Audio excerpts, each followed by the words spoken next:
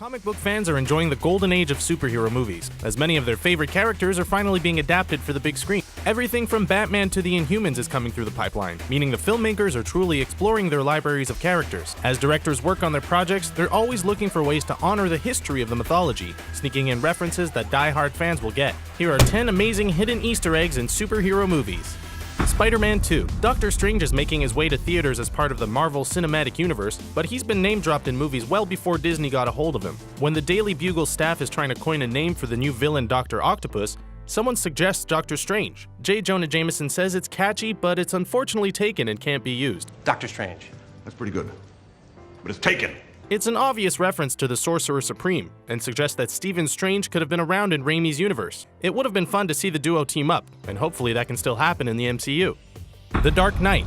Batman needs a new suit to increase his mobility, and Lucius Fox is happy to oblige. When showing Bruce Wayne the new armor, Fox remarks that it'll leave the Caped Crusader more vulnerable to knives and gunfire. Bruce is more concerned about how it'll hold up against dogs, after encountering some earlier in the film. How will it hold up against dogs? We talking Rottweilers or Chihuahuas? Should do fine against cats. The joke is a sly nod towards the famed Batman character Selina Kyle, or Catwoman, who would be played by Anne Hathaway in the sequel, The Dark Knight Rises. Nolan must have been thinking ahead to the third installment. X-Men: Days of Future Past. Quicksilver was the breakout star of this time-traveling adventure, and fans can't wait to learn more about him in X-Men Apocalypse. Fans could learn more about his parentage, which was hinted at in Days of Future Past. While with Magneto, Quicksilver notes that his mother once knew a man who could control metal, alluding to the character's comic book histories. In the comics, Quicksilver is actually the son of Magneto, so it'll be interesting to see if this angle is explored in a future film.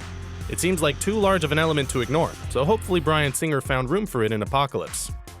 Iron Man 2. At the end of his second solo movie, Tony Stark learns from Nick Fury that he's not fit for the Avengers Initiative, but it's what's going on in the background that's more interesting. There's a map visible with certain spots highlighted, including one in Africa, that could very well be a reference to the fictional nation of Wakanda, home of Black Panther. Marvel is known for planning far in advance, so it wouldn't be surprising if they were planting the seeds 6 years before the character first appeared in a film. There's also a dot in the Atlantic Ocean, which could be for Namor, but he's not showing up anytime soon. Iron Man. Well before Iron Man was an international movie star, he had his own cartoon show.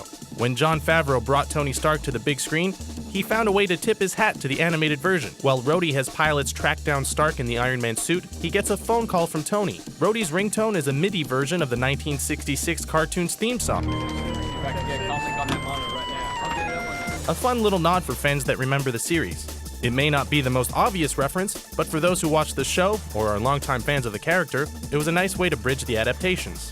Green Lantern. 2011's Green Lantern wasn't the hit that WB wanted, but they did have confidence in the project before it bombed. Throughout the film, they planted hints for possible sequels, including a marking on Carol Ferris's helmet. That's no ordinary star. It's the symbol of Star Sapphire, the villain Carol eventually turns into in the comics. We'll never know for sure if this is an angle that would have been developed in the series, but it's a hint that the filmmakers were thinking about it. With the Lantern Corps set to return in the DC Extended Universe, perhaps they can follow through on this tease. The Amazing Spider-Man 2. For all their faults, the relationship between Peter Parker and Gwen Stacy was a strong point of the Amazing Spider-Man series. That's what made Gwen's death in the second film so heartbreaking. Though it was implied Gwen would perish long before the movie came out, Spidey fans knew what was going on the minute the clock tower showed up in the third act. The time shown, 121, is a nod to the comic, The Amazing Spider-Man 121, the issue in which Gwen died at the hands of the Green Goblin. As shocking as the scene was, attentive viewers still had plenty of time to prepare themselves. Fantastic Four. Marvel's first family has always had bad luck on the big screen, but there's no denying it's fun to watch Stan Lee cameo in the films. For the first Fantastic Four film in 2005, Lee portrayed Postman Willie Lumpkin. This wasn't something just created for the movie. Lumpkin is a comic book character who would frequently deliver mail to the Fantastic Four at the Baxter Building. It's a cute moment for those familiar with the comic, and a perfect character for Lee. They do share a striking resemblance. Too bad the rest of the film couldn't be this entertaining. Superman the movie. When a young Clark Kent is testing out his powers, he runs by a train that just happens to have a young Lois Lane on board. Lois is with her parents, who are no ordinary Hollywood extras. They're played by Kirk Allen and Noel Neill, who portrayed Superman and Lois in the original movie serials from the 1940s. The last son of Krypton has been a pop culture icon for decades, well before Richard Donner proved a man could fly. So it was nice to see the director pay respect to that storied history. In 2006, Neill was brought back once more to play the elderly wife of Lex Luthor in Superman Returns. Captain America, the first Avenger. As an all-American Brooklyn kid living through World War II, Steve Rogers is probably the only movie hero that hates Nazis more than Indiana Jones. Marvel has been selling that idea from the very beginning, having Cap punch Adolf Hitler in the face on the cover of the comic's very first issue. Years later, when the Star-Spangled Man was brought to the big screen, the famous image was recreated during the propaganda montage, as Steve tours the country in his costume. Even to those who never read the source material, the connection was easy to make. Those are our picks for great Easter eggs in superhero films. Are there any we missed? Which ones are your favorites? Sound off in the comment section below and make sure to subscribe to our channel for more fun videos like this one.